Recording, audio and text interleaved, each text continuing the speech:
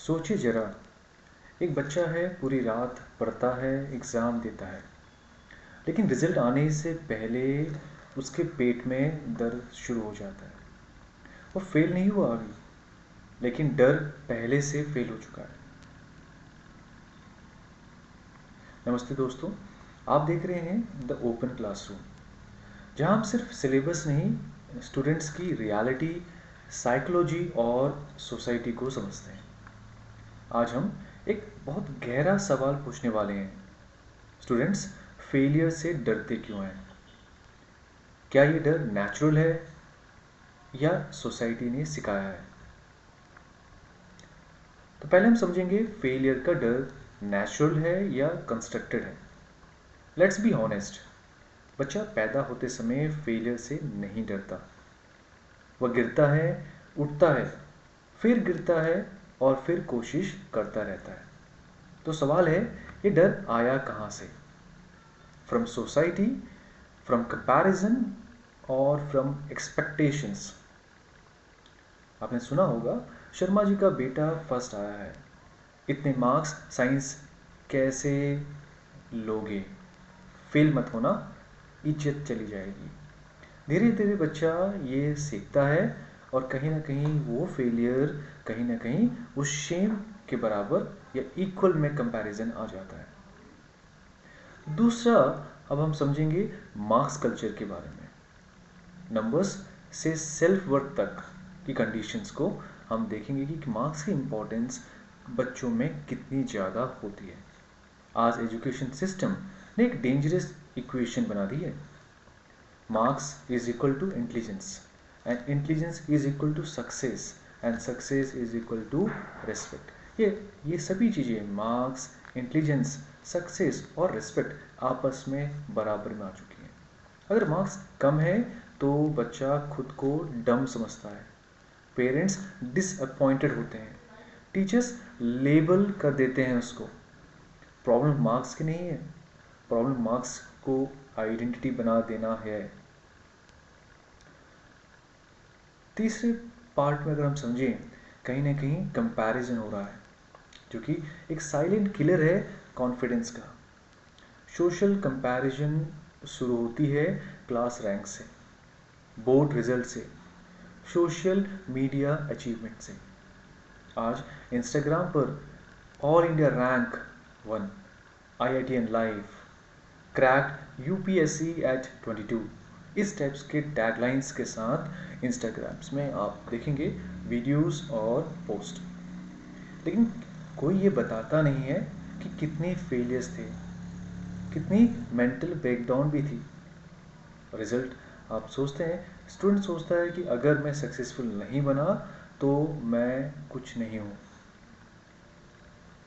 चौथे पार्ट से अगर समझें तो पेरेंट प्रेशर भी कहीं ना कहीं इसके लिए उतना ही जवाबदेह है। इंटेंशंस पेरेंट्स के बहुत सही होते हैं, they are good, but impact कहीं ना कहीं हार्मफुल कंडीशंस की तरफ ले जाता है। पेरेंट्स का इंटेंशन गलत नहीं होता, they want security, stability and respect. लेकिन प्रॉब्लम तब होती है जब the loves become conditional, praise सिर्फ रिजल्ट पर मिले, फेलियर पर साइलेंस या एंगर मिले। तो ये सब कंडीशंस कहीं ना कहीं एक बच्चे की दिशा को निर्धारित करती है। बच्चा ये सीखता है, मैं तभी वैल्यूएबल हूँ जब मैं जीतता हूँ। उस बच्चे की इस कंडीशंस के लिए स्कूल्स और कोचिंग कल्चर भी बहुत हद तक रेस्पॉन्सिबल है। स्कूल्स कहते हैं बोर्ड रिजल्ट इम्पॉर्टेंट है, रेपुटेशन दाव पर है। कोचिंग इंस्टीट्यूट कहते हैं सिलेक्शंस या नथिंग। यहाँ एजुकेशन लर्निंग नहीं, सर्वाइवल गेम बन जाती है। तो क्या इसके अलावा और कोई भी रीजंस हैं स्टूडेंट्स के फेलियर के, या एक स्टूडेंट फेलियर होने से डरने का? वो है साइकोलॉजी बिहाइंड फियर। ब्रेन के अंदर में क्या होता है, अब थोड़ा साइंस समझते हैं। जब स्टूडेंट्स फेलियर के बारे में सोचता है तो ब्रेन का अमाइगडाला एक्टिवेट हो जाता है, जो फियर और एंजाइटी का सेंटर है। ब्रेन समझता है failure is equal to danger और रिजल्ट होते हैं हार्ट बीट का तेज होना, माइंड ब्लैंक हो जाना, कॉन्फिडेंस ज़ीरो हो जाना। एग्ज़ाम हॉल में बच्चा वो भी भूल जाता है जो उसे आता है। ये डर इंटेलिजेंस की कमी नहीं है, इमोशनल ओवरलोड की वजह से होता है। और इसके अलावा और भी रीजंस हैं जिसकी वजह से बच्चा फेलियर से, फियर से डरने लगता है। फेलियर को सोसाइटी ने पनिशमेंट बना दिया है। सोसाइटी ने फेलियर को लेसन नहीं, प्रोसेस नहीं, ग्रोथ नहीं, बल्कि पनिशमेंट बना दिया है। एग्जाम्पल्स अगर समझें, 1 साल वेस्ट हो जाएगा आपका, अब करियर ख़त्म हो जाएगा, लोग क्या कहेंगे। लेकिन ट्रुथ ये है, failure is a feedback, not final judgement. तो सक्सेसफुल पीपल की एक रियल स्टोरी जो कोई नहीं बताता, हम सिर्फ एंड रिजल्ट देखते हैं। जैसे आइंस्टाइन एक जीनियस पर्सन था, एपीजे अब्दुल कलाम एक मिसाइल मैन था, Thomas Alva Edison he is an inventor. लेकिन रियलिटी क्या है? आइंस्टाइन एक स्लो लर्नर कहलाते थे, कलाम कई इंटरव्यूज़ में रिजेक्ट हुए थे, एडिसन तो हजारों बार अपने एक्सपेरिमेंट्स में फेल हुए थे। लेकिन हम केवल एंड रिजल्ट देखते हैं। तो डिफरेंस ये था, उन्होंने फेलियर को आइडेंटिटी नहीं, इंफॉर्मेशन बनाया। अब हमारे एजुकेशन सिस्टम का क्या रोल है इसमें? क्या एजुकेशन सिस्टम को क्या बदलना होगा? हाँ बिल्कुल, मेरे हिसाब से एजुकेशन सिस्टम में काफ़ी बदलाव की ज़रूरत है। अगर हमें फियर फ्री लर्नर चाहिए तो मार्क्स से आगे सिखाना होगा। क्या क्या सिखाना होगा? स्किल्स सिखाइए, स्टूडेंट्स में क्यूरियोसिटी बढ़ाइए, क्रिटिकल थिंकिंग को बढ़ाने के ऊपर जोर देना पड़ेगा। एग्ज़ाम्स को जजमेंट नहीं, डायग्नोसिस बनाना होगा। कहाँ इम्प्रूवमेंट चाहिए, कैसे आगे बढ़ें, इन सभी चीज़ों पर बात करनी पड़ेगी। टीचर्स को मेंटर्स के रूप में देखना होगा। रैंक नहीं, प्रोग्रेस देखिए।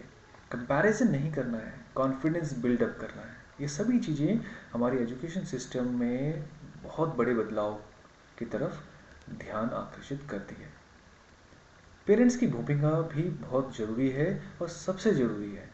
पेरेंट्स अगर ये कह दें मार्क्स इम्पॉर्टेंट है लेकिन तुम उससे ज़्यादा इम्पॉर्टेंट हो, तो बच्चा रिस्क लेना सीखता है, क्वेश्चंस पूछता है, क्रिएटिव बनता है। तो ये जो सेफ एनवायरनमेंट है, कहीं ना कहीं एक फियरलेस लर्निंग की तरफ उस बच्चे को आगे अग्रसर करती है। तो फाइनली स्टूडेंट्स के लिए क्या डायरेक्ट मैसेज है? अगर आप स्टूडेंट हैं तो याद रखिए, फेलियर आपकी वैल्यू डिसाइड नहीं करता है। एक एग्ज़ाम पूरी आपकी लाइफ के बराबर नहीं है, और स्लो प्रोग्रेस नो प्रोग्रेस के बराबर नहीं होती। ये आपको बिल्कुल अपने ध्यान में रखना है। So you are allowed to fail, you are expected to learn also.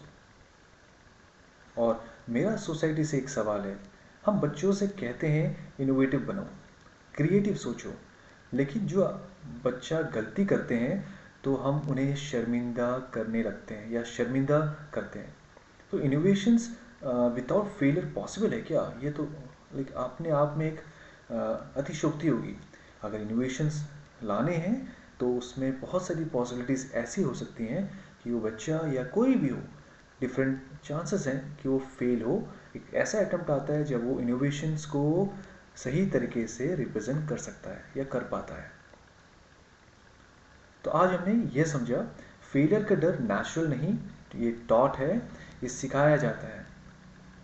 Society ने मार्क्स को आइडेंटिटी बना दिया है। फियर फ्री एजुकेशन ही रियल एजुकेशन है।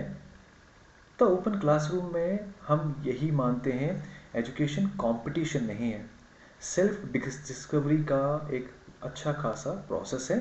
अगर हमें कॉन्फिडेंट स्टूडेंट चाहिए तो हमें फेलियर को दुश्मन नहीं, टीचर बनाना होगा। सोचिए, सवाल कीजिए और सीखते रहिए। फिर मिलेंगे एक और ऐसे ही टॉपिक के साथ जहां एजुकेशन सिर्फ किताबों तक सीमित नहीं होती है। तो आपके इस वीडियो के लिए बने रहने के लिए बहुत बहुत आपका धन्यवाद। तो मुझे आशा है कि आप ऐसे ही मेरे यूट्यूब चैनल से बने रहेंगे और मेरे साथ और बहुत सारी चीज़ें सीखने को हम बातें करेंगे, डिस्कस करेंगे, और कहीं ना कहीं आप इन चीज़ों से कुछ सीखने को आपको मदद मिलेगी। आपका बहुत धन्यवाद।